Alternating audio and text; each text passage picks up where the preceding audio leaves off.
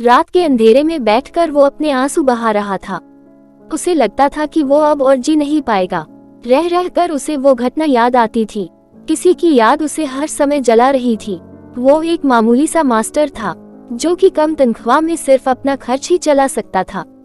ऐसे में शायद उसे इस बात का अधिकार ना था कि वो किसी से मोहब्बत करे, क्योंकि आज के इस दौर में मोहब्बत की मंजिल पाने के लिए करियर भी काफी जरूरी होता है। लेकिन उसने मोहब्बत तो कर ली थी। वो तो हमेशा यही सोचता था कि हिंदी फिल्मों की तरह वो भी अपनी मोहब्बत को पालेगा। लेकिन शायद फिल्म और हकीकत में यही फर्क है। उसे याद था कि जब वो अपनी महबूबा से मिला था तो उसने कहा था कि जल्द घर वालों को रिश्ता लेकर भेज दो, वरना कोई और बीच में आ जाएगा और घर वाले उसका रिश्ता कहीं और कर देंगे। ये तो इसका दिल जानता था कि कैसे इसने घर के एक एक मेंबर को अपने रिश्ते के लिए तैयार किया था। समय गुजरते गुजरते सारे घर वाले इस रिश्ते के लिए राजी हो चुके थे। बस देर थी उनके घर रिश्ता लेकर जाने की। वहां से उसने भी ये यकीन दिला दिया था कि इनकार नहीं होने देगी। लेकिन होनी को कोई टाल नहीं सकता। उस लड़की की माँ और बहनें ही ये चाहती थी कि इस लड़के से इसका रिश्ता कर दिया जाए, और उसके पिता की सोच कुछ अलग थी। रिश्ता पक्का करने के लिए इसने जब उनके घर अपने घर वालों को भेजा तो उन्होंने बड़ी खातिर तवज्जो की, और लड़की की माँ ने फोन करके अपने शौहर को बुलाया और बताया कि आपकी बेटी का रिश्ता आया है।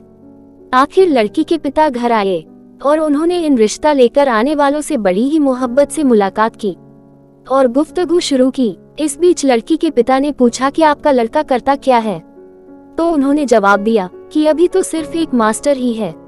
तो वो बोले कि माफ कीजिएगा, मैं अपनी बेटी का हाथ ऐसे लड़के के हाथ में नहीं दे सकता जिसका अपना कोई करियर ही नहीं है। वो मेरी बेटी को कैसे खुश रखेगा। तो इन्होंने जवाब दिया कि लड़का लड़की आपस में मोहब्बत करते हैं।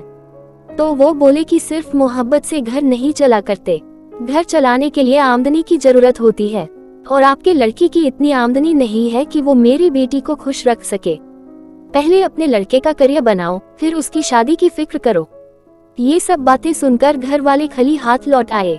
जब इसने पूछा कि अम्मा क्या हुआ, रिश्ता पक्का हुआ या नहीं, तो घर वालों ने बताया कि ये बात हुई, और उन्होंने कहा कि पहले अपने लड़के का करियर बनाओ, फिर शादी के लिए सोचना। ये सुनकर उसे बड़ा सदमा हुआ, लेकिन दूसरे ही पल उसने कुछ कर गुजरने की ठान ली और करियर के लिए कोशिशें करना शुरू कर दी। करियर बनते बनते 2 साल लग गए और पता चला कि उस लड़की की शादी भी हो चुकी थी। इसके लिए ये ऐसा ही था जैसे कोई बुलंदी पर चढ़कर नीचे गिर गया हो। सब कुछ पाकर भी खाली हाथ रह गया। आज के नौजवानों को चाहिए कि मोहब्बत और शादी के सपने देखने के साथ साथ अपने करियर की तरफ भी तवज्जो दें।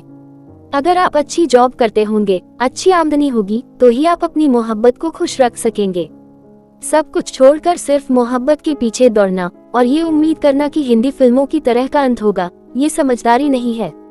सबसे पहले एक काबिल इंसान बनने की कोशिश करनी चाहिए। जो समय की कद्र करता है, समय भी उसकी कद्र करता है। जो अपने समय को बर्बाद करता है, सिवाय पछतावे के उसे कुछ हासिल नहीं होता। इस लघु कथा के जरिए मैं सिर्फ इतना ही कहना चाहता हूँ।